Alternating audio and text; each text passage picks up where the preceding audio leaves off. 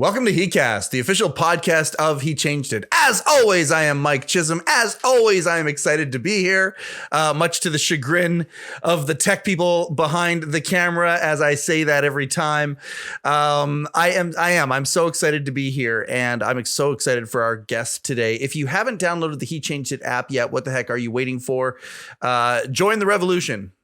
Is it a revolution? I don't know. I don't know if it's a revolution or not, but join what it is that we're doing, this movement, this idea that we are going to change the world, that we are going to bust open the entire arena of men's mental wellness, men's wellness in total. HeChangedIt.com has all the info. You can download the app from any app store, as long as it's Google or iOS. We would love you to be there. Also, if you like the show, please like, share, subscribe this podcast wherever you're consuming it, whether it's on the YouTubes or the Spotify's or the Apples or wherever other platform that we happen to be on. Please like, share, subscribe. We would appreciate that very, very much. Now, that being said, I said I was very excited about today's guest. I am. Here's a dude who there's all sorts of ways. Dan could actually be a guest for probably 4 or 5 different reasons on heCast. We could go from the dad perspective. We could go from the entrepreneur perspective, the personal development perspective. And then he's gone through a journey. And that's what we're going to focus on today. The journey in his marriage, the journey with his family. He is a guy who I am so excited to be talking to here. He and I are compatible poker players. We enjoy being around the same poker table and the same social circles, that kind of a thing. But after hearing his personal story, one of the first things after an appropriate time of, making sure we know each other and everything, to make sure that I wasn't coming across like a freak, I'm like, would you please come on heCast and tell your story? It is a powerful one. There's a lot of guys out there who are suffering in silence with many of the things that Dan has not only gone through, but done a really, really good job of creating himself tools to deal with this stuff and to understand him stuff. He's one of the most grounded, self-aware individuals I have ever met. And I'm just really, really excited that he has agreed to come here and scoop out some of the emotional things that he has gone through for all of our benefit. Dan Byl, thank you so much for being here, and thank you so much for coming on to heCast today. Thanks, Mike. I was going to mention, because I watched a bunch of these before I got here, and they were all very good. And you've got the same intro. And the thing I love about that is that I actually know you're genuinely excited to be here. That is not just a phrase. That is not lipstick. That is exactly who you are. And I love that. I appreciate you saying that. It is true. Doing the show is incredible. It's a passion. Speaking of which, before we dive into the family stuff, and I do want to focus on you and Teek's relationship and where it started, where it went, and where it is now. I want to go there for sure. But before that, actually, we were even saying it to the crew here, the idea that with what you're doing professionally, so you're a contractor, yep. All in contracting, poker reference. Totally is. Oh, I love it. I love the name. But you are a phenomenal contractor. Some of the things that you have done in that world, some of the projects you've been a part of, gorgeous stuff. Stuff from the highest end, but also the most practical. You're a super practical guy. All of these things. You're a great contractor, but Gretzky talks about, don't go where the puck is, go where the puck is going. You are taking this and you're actually growing it into something else. And I want to talk about that first, because if there's a contractor out there, you are actually creating a platform for contractors to kind of teach them all the things that are there. Because a lot of times people are really good at framing or a certain part of construction. They're like, oh, I'm just going to get into business for myself. And get that cold shower of, holy cow, there's a lot of stuff there. Have I encapsulated what it is that you're doing in a concise way there? What is it that you're doing to grow from just being a contractor? Yeah. So, that is pretty bang on for what it is. It's called Top Contractor. And where can they find Top Contractor? Right now it's just on Facebook. Okay. It's a group.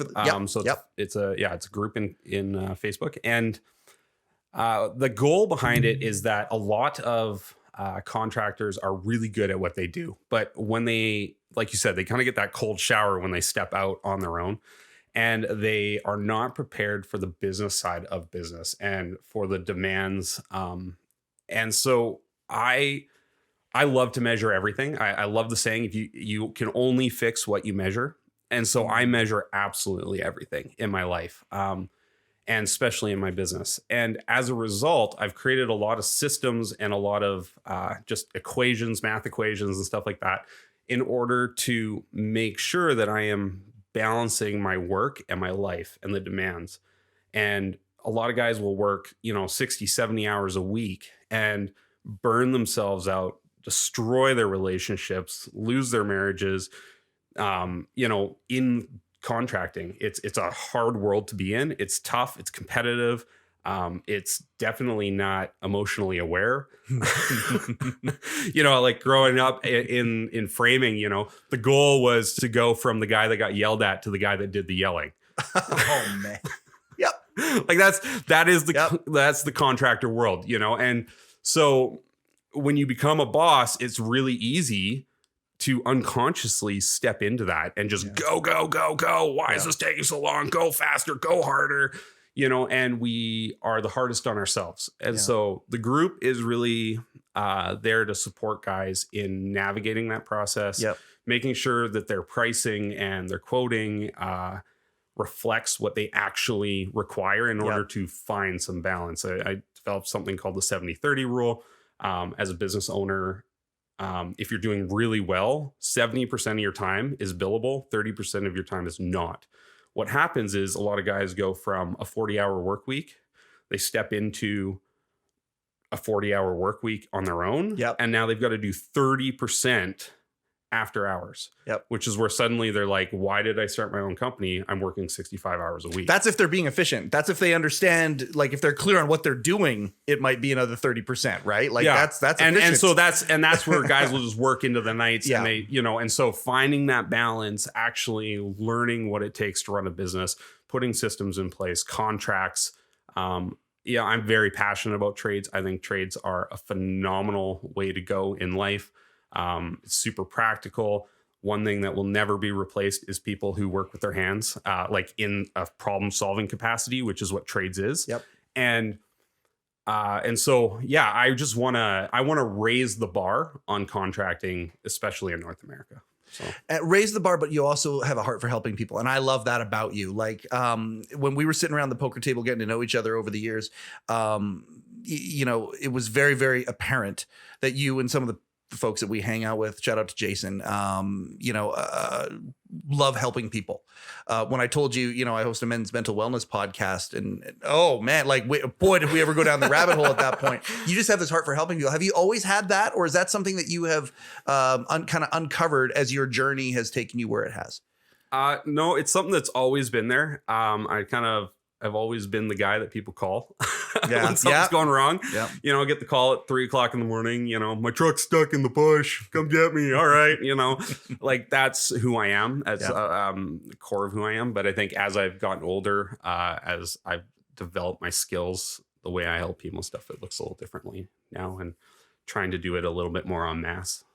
So Top Contractor on Facebook. If anybody's in the trades right now, go find that group, jump in there, and you'll find a synergy is the best way that I can describe it. What you're trying to create, you're trying to create this amazing community of synergy of people, of iron sharpening iron, and I just commend you for that. You're trying to make the contracting world a better place. Now, one of the things that we talked about before the camera started rolling was I said, look, I see you using a lot of the skills that you have built through your personal journey. And I'll never forget the night when you told me your story, you and Tikva's story. I don't know very many people whose marriages have been on a journey as encompassing as yours has. And I mean, the reason that we're going to have you, we're here today is to tell that story. A lot of history with you and your wife, to say the least. Yeah, well, we're coming up on 14 years, married, and not together, but married. How long together? 12. So 12. We spent 2 years apart. During that window, and it was, it's been it's been a long road, but I think we're finally really working well together. We're really enjoying each other, I think, for the first time in 14 years, which is kind of crazy. I think our honeymoon phase ended on the honeymoon. Yeah. It actually did. We got into a fight on the honeymoon, and it never seemed to recover, which is kind of crazy. But yeah, we both come from really broken families. A caveat is, because I may say some things that are harsh in conversation. And I do believe that all of, our parents are doing the best that they can. Yeah. And so I want to put that caveat out there. I'm not, I don't want to say something and, yeah, you don't have I don't want to villainize. Yeah, them. you don't have a bone to pick with anybody as you talk about this stuff. It's stuff that happened. It's just stuff that happened. Yeah. So both my wife and I, we came from like abusive households.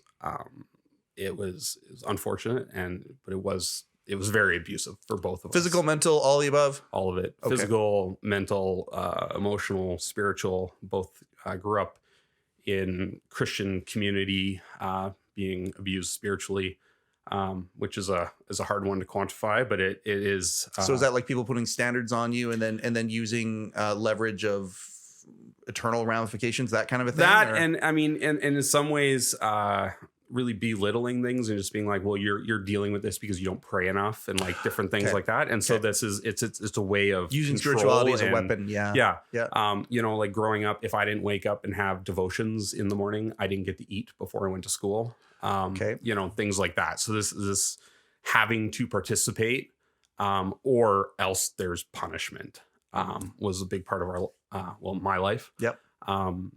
And my dad was unfortunately quite physically abusive to everybody in the family.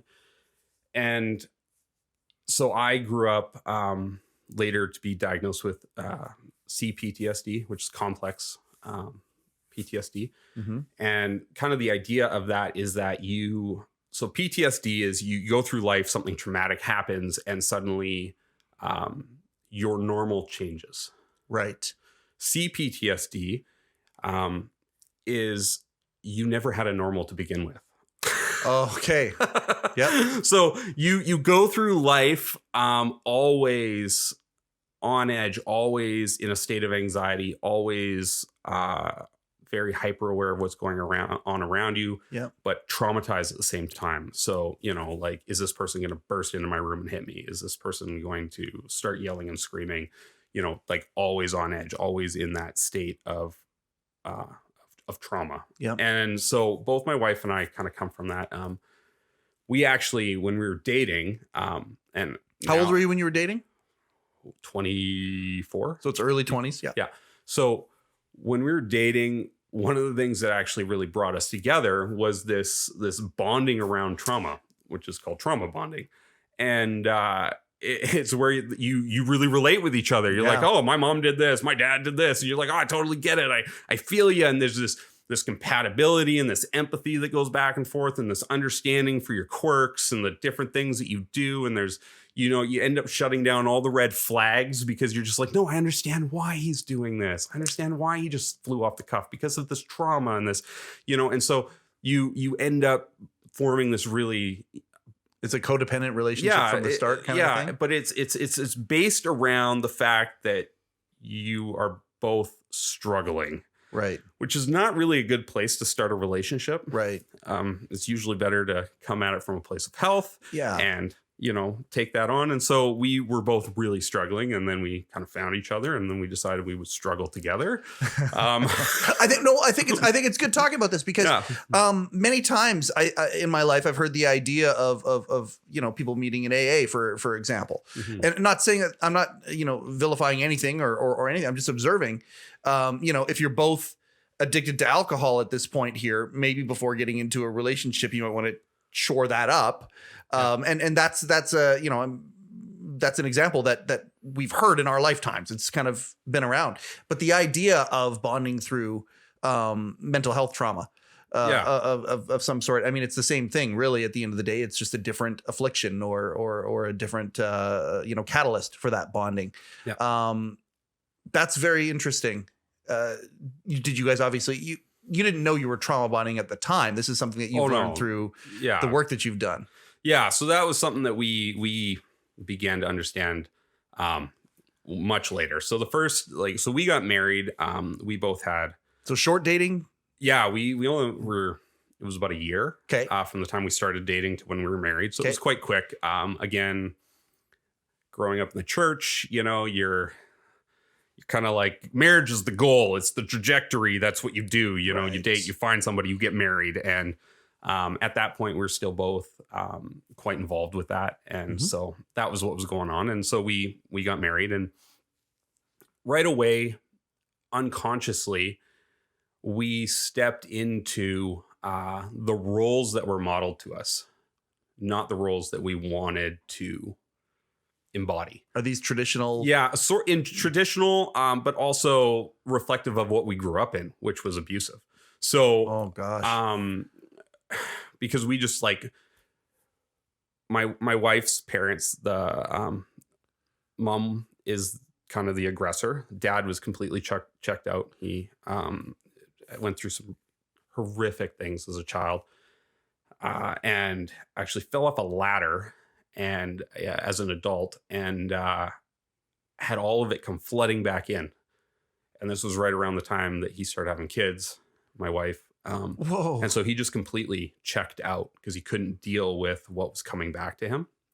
And mom got super angry about this. And so there was just this dynamic in that relationship of just like, dad doesn't show up, doesn't do anything. Mom's super aggressive, angry all the time, bitter, controlling, in my relationship, or my parents' relationship, dad was abusive. Mom was, unfortunately, coping the best she could, but ended up addicted to prescription drugs, and antidepressants and stuff like that. Very checked out. Was actually not present for most of my teenage years. She lived outside the house. And so when we got married, we stepped into these roles, and combined with, the church stuff. So immediately you put all of your money into one bank account, and you do all of these different things that are like a checklist that you're supposed to do. Right. The man is the leader of the house, and the wife submits and gives up everything to follow the man, and like all of this kind of stuff. And, in a totally healthy, perfect world, sure, a lot of that works. I had a ton of trauma. So I unfortunately became abusive. I think I'd probably actually been abusive in my previous relationships. I was unaware. Even in my marriage for the first 7 years, I was unaware. For the first 7 years. So kids are already obviously. Yep. So we had a couple kids when when we separated. So you were a dad that was in this place too. Yeah. Yeah. So part of that was, my baseline for abuse was, I'm not holding you upside down by one leg and beating you with a stick. So there's a lot that comes before that that's still abuse. So that's, I didn't cross that line, I didn't do that to you. So I'm not being abusive. Right. When I yell and scream and punch a hole in a wall or throw something across the room because I'm angry, when I, get right in your face and make you feel small, that's not abuse. That's just anger. That's me expressing myself, and unfortunately that's absolutely abuse. Yeah. And I was completely unaware of it, partly a lot to do again with my upbringing. Like, as a kid, I went to a bunch of the leaders in my community and I told them what my dad was doing to our family, and not one of them stepped in. Not one. And so for me, that set this tone of, where is that line? Where's the line where somebody needs to step in? And I didn't know where that was. And so in my own experience, I was justifying my outrage, my stuff. Part of the PTSD is also a bit of dissociation that happens when you're super triggered. Yeah. And so I was unable to stay in my body and really understand what I was doing to the people around me. And yeah, so like I had no grid for it. And it's not an excuse. It's just what was. Yeah. And now I have an understanding. And so, one of the things too, I think that's really hard is a lot of people who abuse were abused. Hurt people. Yeah. Yeah. I was sexually abused, mentally abused, spiritually abused, physically abused. I experienced the whole spectrum of abuse. Yeah. And so I was so unhealthy and out of touch with myself and dissociated from myself that I had no clue what I was doing. And it's, and then when a lot of people too, they get healthy, they just sort of try to shut that down. They'll never go back there. We hold this terrible belief in society that once you're a villain, you're always a villain. There is no redemption. Yet, like, how many of our favorite movies are about redemption? Yeah, isn't that funny? Isn't that funny? But in society, we are like, no, that person did this thing. They are canceled. They are done forever. We are ruining their career. We're ruining everything about them. Yeah. And we never give a person a chance to make amends, to find their way back to health. And that actually, in a lot of ways, creates a whole nother level of men's mental health, because a lot of that is directed at men. Absolutely. A lot of men acted one way because that's how they were taught to act. Yep. It was how they were like instructed to be. Yep. And then it's coming out that behavior now, as we're becoming more aware and more in touch and getting a better understanding, is unhealthy. Yeah. But now they are done. They're not allowed to make the changes in their life to become a better leader, to become a better father, to become a better husband, to become a better manager or boss. They're just done. Yeah. And part of that is because once you get into that realm of you can't be something else, they then have to defend themselves. Yes. They're not allowed to look and go, you know what, you're absolutely right. I totally shit the bed here. Yeah. They're not allowed to do that, because if they do that, the rest of their life is canceled. Yes. So it's and it becomes justification now, and that's not going to get us anywhere in advancing our society and evolving, who we are and what we do. Yeah. Yeah. So it's an interesting place to be. I try to talk about this because I know a lot of guys are here. A lot of guys are afraid of, if they come clean, if they own up to their mistakes, if they take ownership. One of the first things that I ask people to do when they join our top contractor group is to own their crap. Yeah. Like, make a post, own your crap. This isn't, I struggle with finances. It's what's behind that.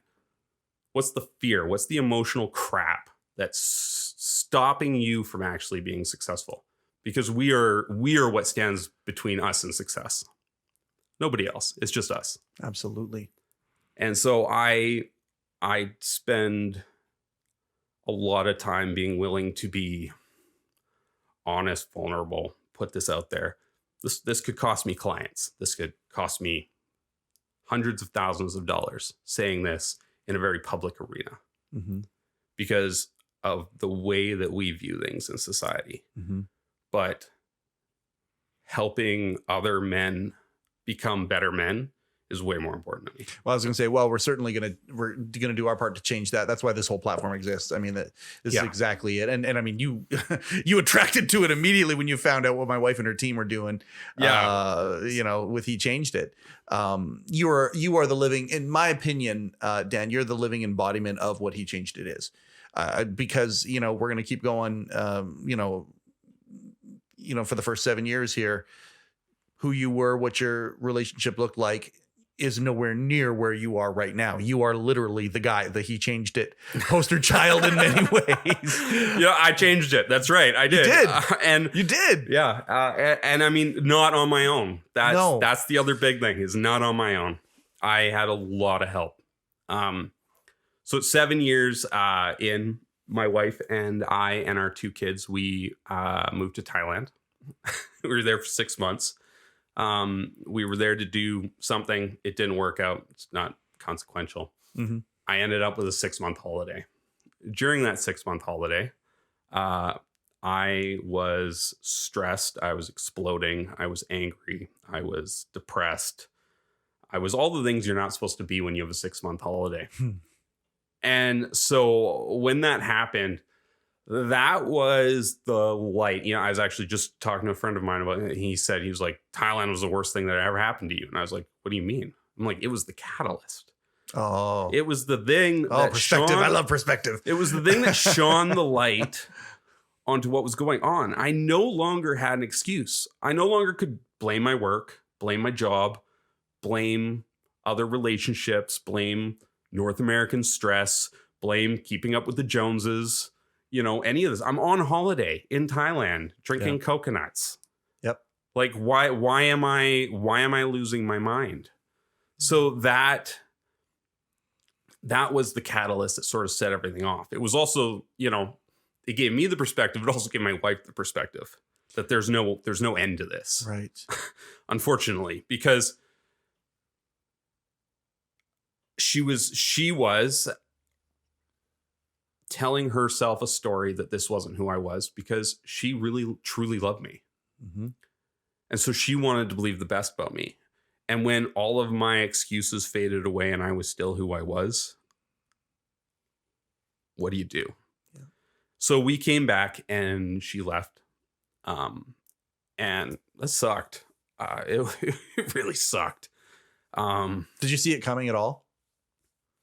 Yeah, I mean, I did. I don't think I was willing to be honest with the fact that I saw it coming, but it was not like we were definitely on, like, we were definitely there. It was like, what's going to happen next was sort of the question. And yeah, so we came back. She left.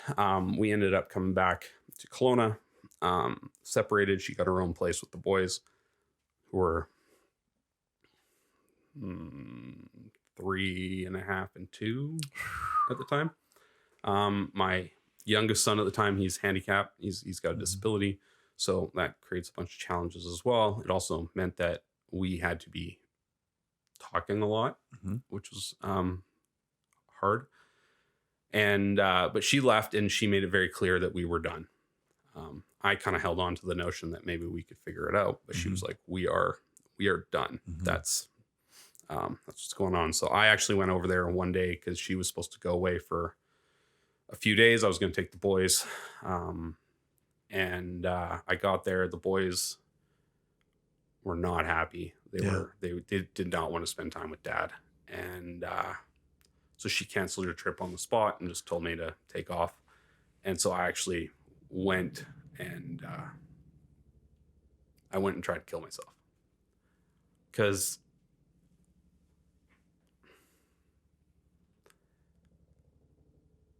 as another conversation I was just having was about the idea that suicide is selfish. And having been there, I can say that it's very easy for me to follow a person's line of thought to where in their mind it's the most selfless thing they can do. You know, I know this is okay because other men have done this in this room. You were not the first in this studio, my friend. No. Yeah, I didn't. I got to this point where I'm like, I am ruining my kids' lives. Yep. I am going to hurt them. I'm going to perpetuate. I couldn't see a way out of where I was. I couldn't see a road to being a healthy father. Yeah. I had lost my marriage. And in my mind, it was, if I just go away quietly, they're young. They won't remember me. They won't think about me. My ex will find another person because she's a wonderful woman, and they will grow up in a healthy family. That was what was going through my head. That was the story that was right there. And you were telling yourself that story. Yeah. And so I don't really remember what happened. I drove away. I tried to end my life. Ended up waking up in the hospital. And that was when I finally, unfortunately, that was finally when I actually accessed the help I needed. prior to that, I had reached out a couple times to different things. I had gone to a group that specializes in sexual assault survivors. Mm-hmm. And I went in, I said, I'm here to get some counseling. And they looked at me and went, well, we actually counsel victims, not perpetrators. Oh, are you kidding me? Yeah. And I was like, yeah, that's why I'm here. And so that started off really bad. It lasted a couple sessions. I was like, I just can't do this. You guys are just not. Oh man. And I had gone to another public mental health and tried to get some help for PTSD. Is when I first got the diagnosis for PTSD or CPTSD. Yeah. And so it's not like you weren't seeing professionals along the way. There was a little bit of that. This was post Thailand, pre actual separation when I went and did those things. Last ditch effort, Hail Mary type stuff. Yeah, I was like, I can see this is ending. Yep. I need to like prove to my wife that I'm trying to get help. Okay. And so I went to that one and that didn't work. Went to the other one and But you got a diagnosis out of it. Yeah, I got a diagnosis. But that wasn't enough to do anything, because if I'm not actually changing, then it's not okay. And so I went, they put me in some talk therapy, which is, if anybody has PTSD, they actually know that it's a terrible form of therapy for PTSD. It's not a healthy option. So I got out of the hospital. I got, started getting the help I needed. I went through cognitive behavioral therapy, which is where you become, it's about teaching you to stay in your body, in your emotions, stay present. It's awareness. It's about 101. Awareness. It's really what it is. It's awareness 101. Yeah. And so I got onto some meds, different things like that. Still on meds today. It's been years. And I went and did a parenting group. I went and joined a men's emotional support group. Mm-hmm. And I was doing counseling. So I think in the first year I was separated from my wife, I did hundreds of hours of therapy and counseling and group coaching and stuff like that. You went to work on yourself. Yeah. But it was hard. It was hard. It was hard to be separated. It was hard to lose everything, start again. I didn't have a place to live. I ended up having to go live with some roommates. Mm-hmm. I'm 30 something years old and I'm living with roommates. I've got kids and I can't see. Mm-hmm. My wife, she put a restraining order on me. She kind of became afraid of how I would react to the whole separation and stuff. Mm-hmm. And so I had to have supervised visits with my kids and all this kind of stuff and go to family court. And, so it was a really tough time. And I think one of the things I had a conversation with a young man recently that's going through something similar, and they've got a little one they just had, and he's going through a separation with his wife, and he's like, she is building an arsenal against me. And I said, I hear that. When I went to family court, my wife wrote a 10-page deposition of all the things I had done wrong. And I'm sure it could have been longer. And I got to court with 1 page. And the judge took my page and read it. And I didn't know I was supposed to submit it before I got to court. So she was nice enough to read it. And I'm glad it was 1 page. And she looked at me and she's like, do you have anything to say? And I said,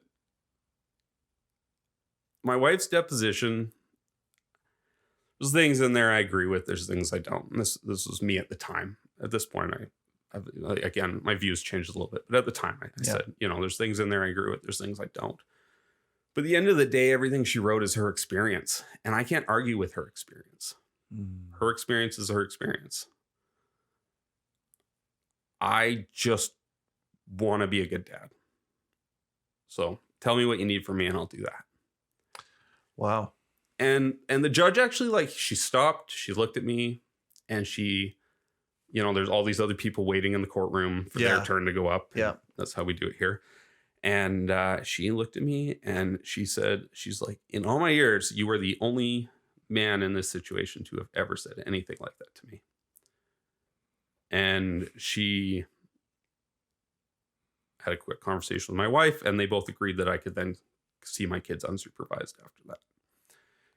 And, I think that there's men where I'm in a lot of men's groups. I see a lot of men struggling through these things and like, I'm going to lose my kids. I'm going to lose my family. They get really defensive. And it's, and I get it. It does feel like the world is out to get men, especially when there's families involved. But I think that, heaping more crap on the pile is just not the way through it. That woman is going to be in your life forever. One way or another. Absolutely. If you have kids. Yep. And, the best thing you can do is disarm them with kindness, not fight back. I get that there's times and there's places, and I'm not saying don't ever fight for, access to your kids and stuff like that. I absolutely do. Mm-hmm. But I think there's ways of doing that are kind. And the world reacts very differently to kindness. Mm-hmm. It just does. We're so desperate for kindness that when we experience it, it doesn't go unnoticed. Yeah. And so I think that's kind of what happened in that situation. And so, yeah, okay. So the judge, he obviously said something that perked the judge's ears up. Yeah. What about Tikva at that point there? Did she take note of that? You said they had a conversation, so obviously she agreed. Honestly, I was like completely triggered. Okay. No, I feel you. I had a lot of anxiety. Yep.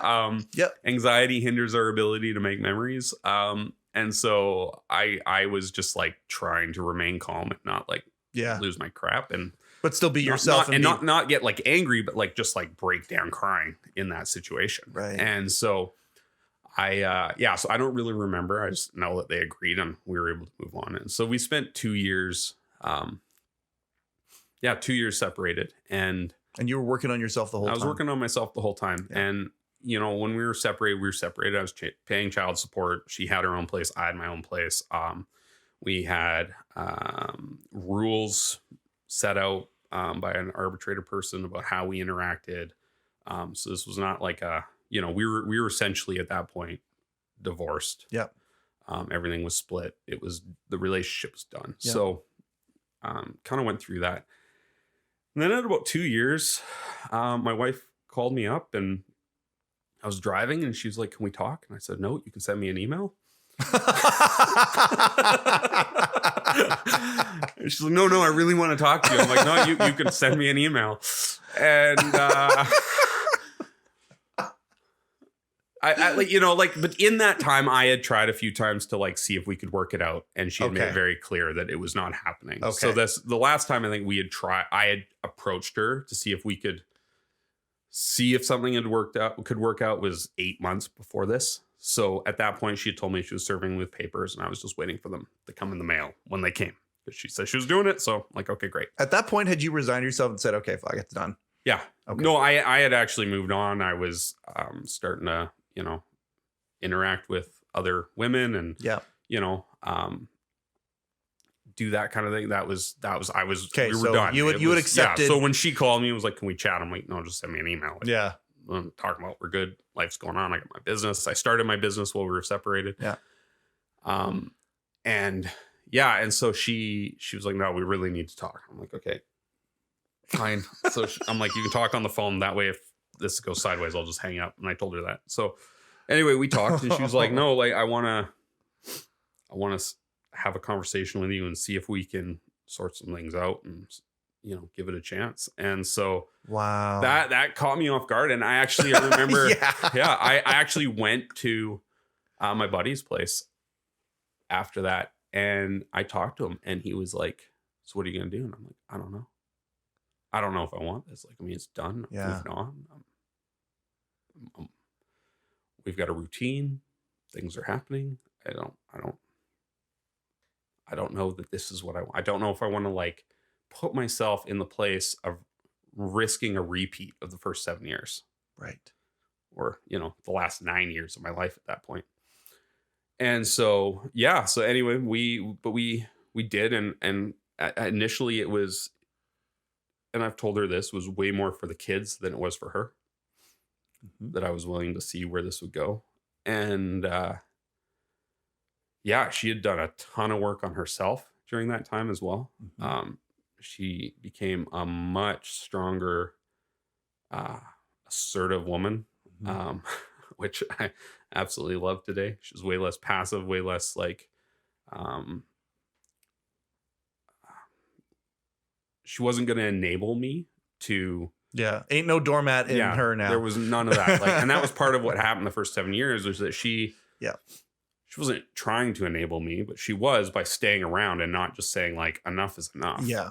And leaving. Because I mean, had she left at year 3, maybe I would have dealt with my shit. Patterns might not 5 have been, years earlier. Yeah. And done way less damage. Yeah. And that's not her fault. That was her thing, right? This is it's nobody's fault. This is just what happens in relationships. We fight for the relationship. We were taught to fight for the relationship. So in her mind, she was fighting for the relationship by staying there. Right. She was doing the best she could. And now it's been another 4 years. We've got 2 lovely daughters, post separation. We kind of declared our first marriage over. We don't really, I mean, as much as we're still technically legally married, because we never legally got divorced. We don't say that. We're partners. That's kind of how we talk about it. I actually proposed to her again after we separated and then got back together, to really kind of not renew, but like start new. Yeah. And I mean, like today I look back on it, I mean, the best thing she ever did was leave my ass. I absolutely, this is the best thing she ever did. It was the best thing she ever did for me. It was the best thing she ever did for herself. It was the best thing she ever did for our kids, was leave me. And I mean, at the time, oh, hell no. No, of course not. But, with a bunch of years of being able to look back on it, see where I am today, the work that I did that enabled me to start my construction company, which has been absolutely fantastic. Yep. Because I never could have done that prior. I would have failed miserably. I was so dysregulated all the time.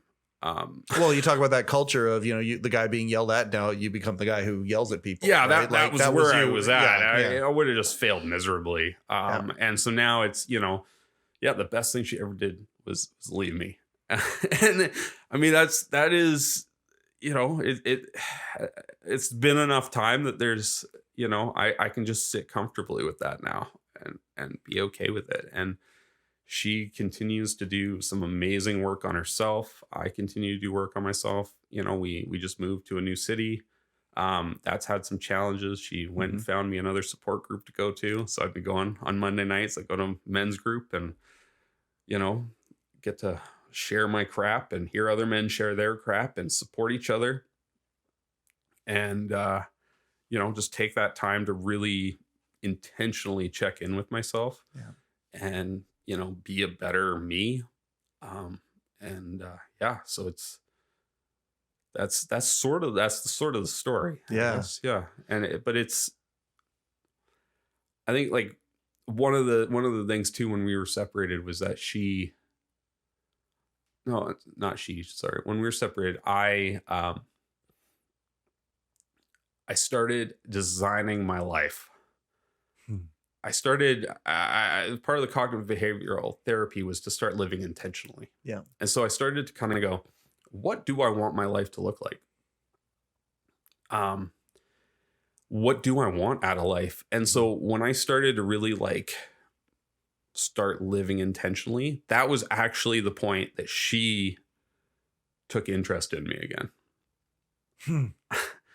Because she could see that I had finally truly let her go.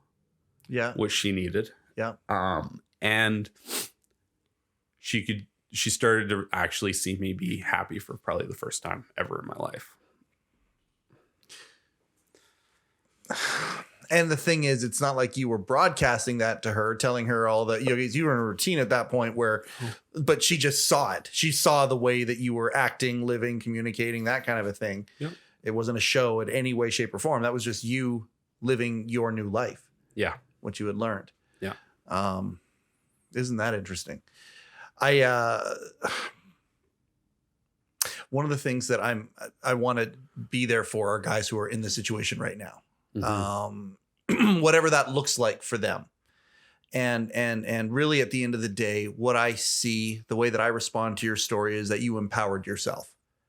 You may not have known that, but you were kind of powerless when you were at your rock bottom moment. And then you started taking steps to create empowerment, ways that you can deal with every little situation of life, ways that you can deal with the big situations that you were dealing with to cope.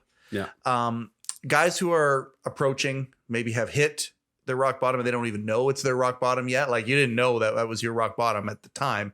Only through reflection now we know that, right? Yeah. Yeah.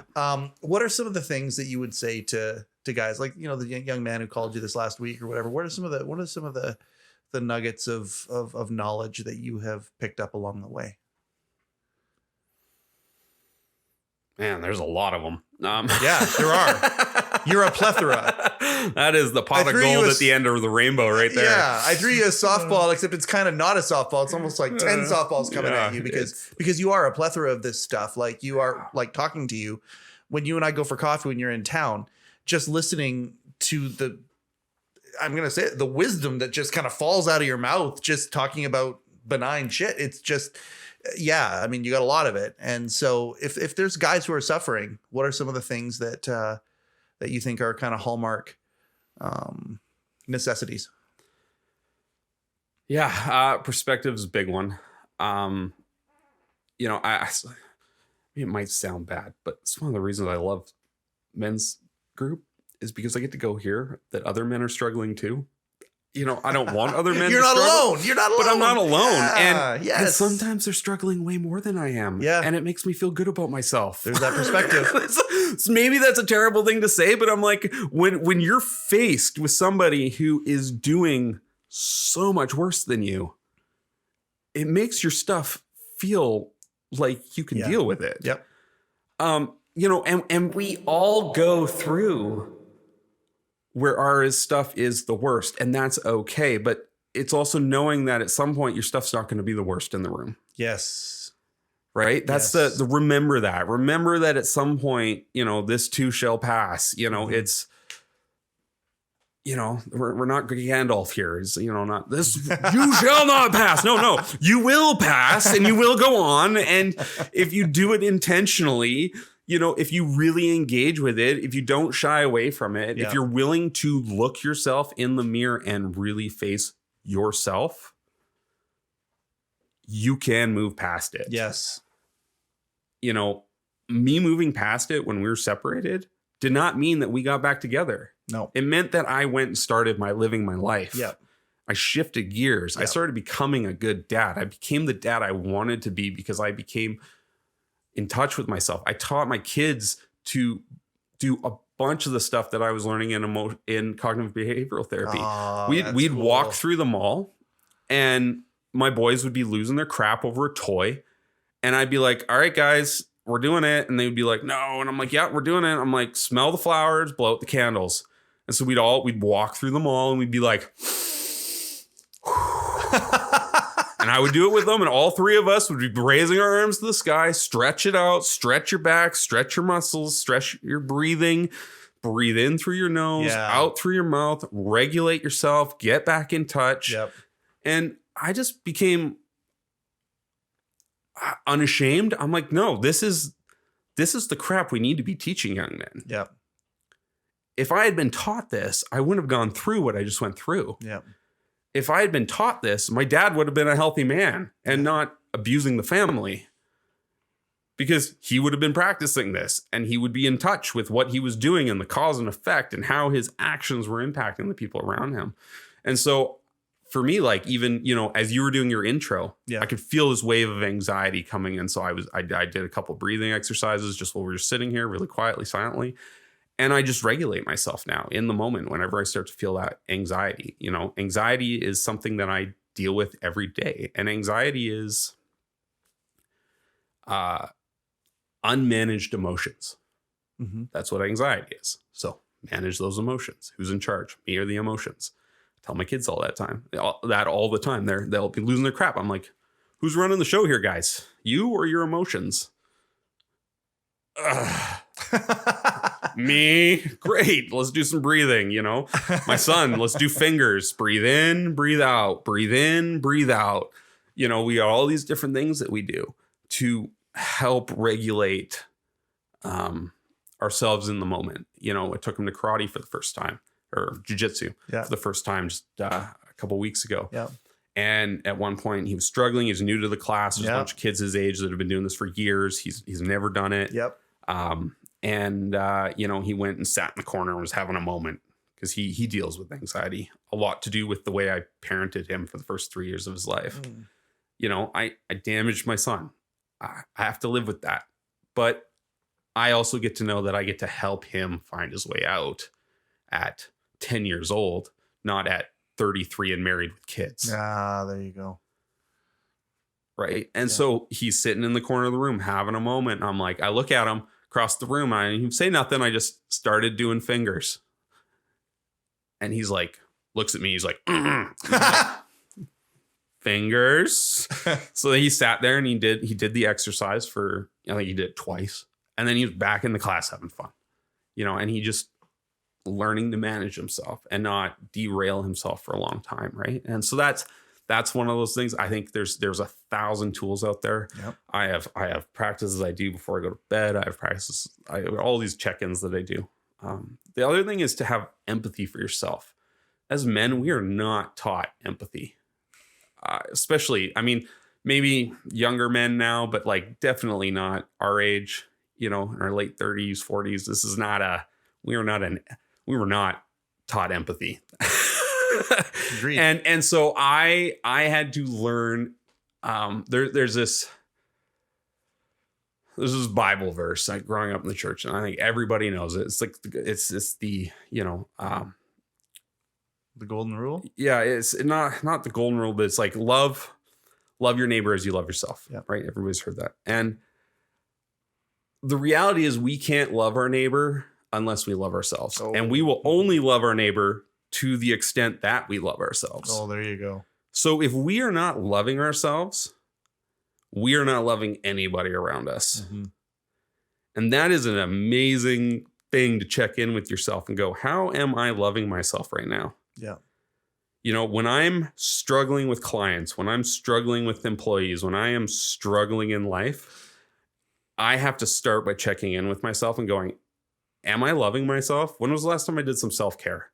When was the last time I checked in with myself? Mm-hmm. When was the last time I engaged with my emotions? Mm-hmm.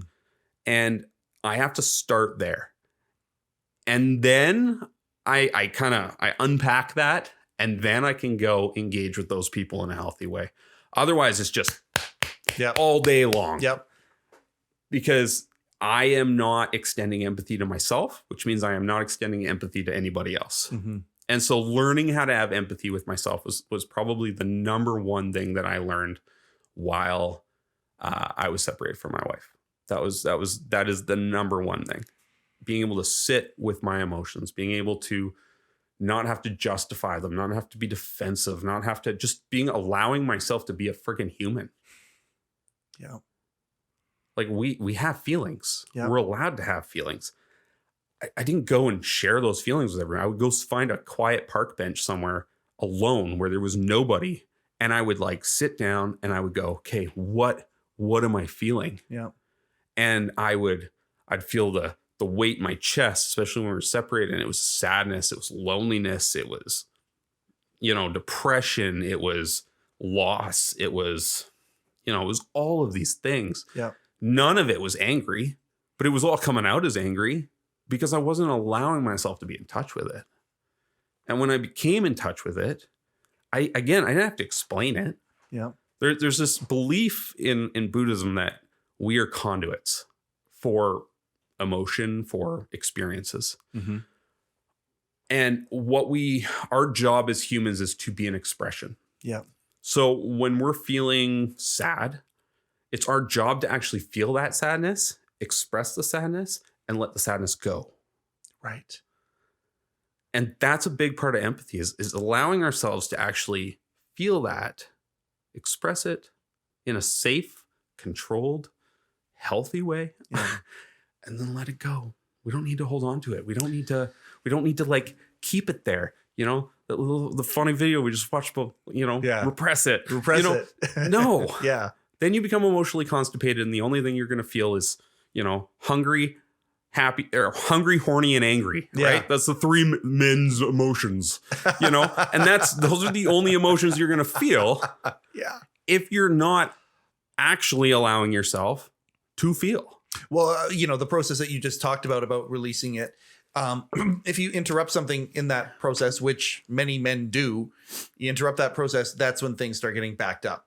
And the way that when things get backed up, the way that they come out usually isn't pleasant. They come out sideways. Yeah. And you don't want poop to come out sideways. No, it's messy. You spend a lot of time on your hands and knees cleaning the toilet. That's right. That's right. As I've said in many of these broadcasts, time gets slippery as we do these things. I can't thank you enough for coming here to talk about this stuff. Before we finish off this time, and we're going to have you back at some point to talk about other stuff, because you are a plethora of knowledge, of wisdom, of experience. And I just appreciate you sharing it today. Other guys are practical. You're very practical, extremely practical. I think that people have maybe gotten a taste of that today. But you ain't seen nothing yet. The guy is so practical. Any resources that come to mind? Any books? Any speakers? Any people who for guys who want to maybe reach out and start looking at some of these things? That come to mind as I say that. He changed it. Right there. The biggest resource in the room right now. Hey. One of the books for me with PTSD was The Body Keeps the Score. That was an incredible book. Yeah. Really helped me. Really helped me understand and explain what was going on and actually begin to put words to the experiences and the stuff that was triggering me. Yeah. Another term to look into if you're feeling like really disconnected is cognitive behavioral therapy. There's a lot around that. And there's lots of resources. Oh yeah. That's a huge thing that they use with the Army with PTSD and stuff like that. It is a very well researched form of therapy. Well resourced. Yeah. Yeah. I think, I would take a look around at your local counseling places. A lot of the shelters, different things, they offer these groups in the evening, like, where you can go and do this stuff. Mm-hmm. For me, the men's group, I had a men's group here in Kelowna that I went to for, 4 years straight every Monday. Yeah. And now I'm going to another one on the island. I know there's one in my town in Courtenay. There's one in Nanaimo. There's one here in Kelowna. They are popping up. They're becoming more and more common. Yep. As people are seeing the need for it. Mm-hmm. So I would look around for something like that. That would be something else as well. There's so many things. I think just be kind to yourself. Mm-hmm. Kindness doesn't go unnoticed. Yeah. And start with yourself. Like you said, it starts just with like you. love yourself, right? Yeah. Be kind to yourself. And if you can learn to empathize with yourself, and realize that we're not just monsters, we are humans. Yeah. And we all have many of the same fallibilities as each other. If we can empathize with ourselves, then we can start dealing better with others and empathizing others. It just happens. And you're allowed to change. Yeah. That's okay. Society tells us that we're not. Yeah. We are what we are. But that's not the case. We can change. You have permission to change. Give yourself permission. I give you permission. You have permission to change. There you go. I love you, brother. I thank you so much for coming here and talking about this stuff. I love you. I love your family. Please give my best to Teak. And I'm going to send her a message after this talking about how how brilliant of a job that you did here. I can already tell you she's proud of you. I'm proud of you. I'm proud to know you. And I'm grateful you're in my life. Thank you so much for coming on heCast today, brother. Thank you so much, Mike. I really appreciate the opportunity to share my story. Oh man, it's awesome. Yeah, this is why we do what we do. And he's right. I am excited to be here. I am excited to be front row of these amazing, insightful conversations. This is why we're growing this thing, and we don't want to grow it alone. So please reach out. Go to HeChangedIt.com. There's lots of ways that you can reach out to the team as HeChangedIt unfolds and develops. I'll tell you, I'll throw this out there as well. We're developing actively the HeChangedIt men's group that we're hopefully going to have, that anybody will be able to do a men's group. We're going to have a template, and so watch for that. We're working with a whole bunch of people on that. There's lots of big things that are coming from HeChangedIt. I'm just so grateful that we are in a world that people are open to change, because I think at the end of the day, some of the things that Dan talked about here, some of these stigmas, they just need to be a thing of the past, and we need to innovate just as well mentally as we are technologically, and that's coming. So grateful to be a part of this movement. That has been another episode of heCast, the official podcast of HeChangedIt. My name is Mike Chisholm. Go change something.